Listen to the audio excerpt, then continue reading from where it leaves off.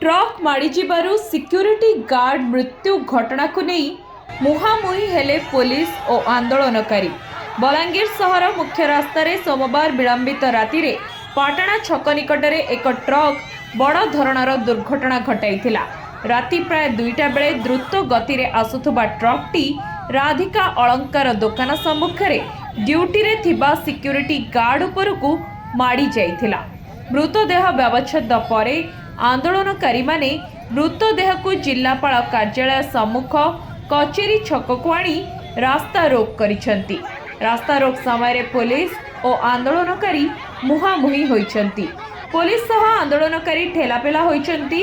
न्याय न मिलिबा पर्यंत आंदोलन जारी रहिबो बोली आंदोलनकारी माने कहिछंती। रास्ता रोक फल गाड़ी मोटर चलाचल बाधा प्राप्त होइछि। पुलिस घटनास्थल रे उपस्थित रही स्थिति उपरे नजर रखिछंती। एक्सीडेंट मैटर रे से रास्ता रोक करिया आछन। आमे चेष्टा करछु रास्ता केमति क्लीन रहबो, लोक जेमति असुविधा न पड़िबे। मैटर से माने किछि वर्तमान सुधा दाबी किछि ना, ड्राइवर मालिक को डका जाऊ ए हउछि तांगर दाबी। किंतु आमे चेष्टा करछु लोक समाधान करिया। जे मृतदेह रखिछंती सर, मृतदेह रखिछंती रास्ता ऊपर गाड़ी मोटर आमे क्लियर करू।